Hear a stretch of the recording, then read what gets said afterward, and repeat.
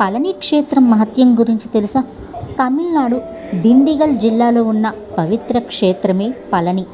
శ్రీవేలపల్లి పర్వతంపై వెలసిన పళని మురుగన్ స్వామి ఆలయం 6 మురుగన్ పుణ్యక్షేత్రాలలో మూడవది. ఒకసారి నారద మహర్షి కైలాసానికి అమృతమయమైన మామిడి పండును తెచ్చారట.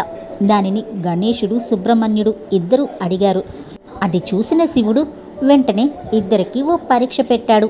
ప్రపంచమంతా 3 ప్రదక్షిణలు చేసిన వారికి ఈ పండు లభిస్తుంది అని.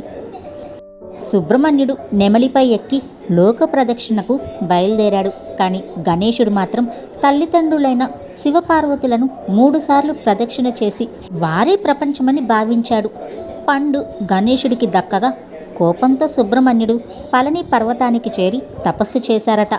ఫలానికన్నా నేనే శ్రేష్ఠుణ్ణి అని ప్రకటించాడు. అప్పటి నుండి ఆయన్ని పళని అండవర్ అని పిలుస్తారు. ప్రధాన విగ్రహం దండాయుధపాణి స్వామిగా ఉంది.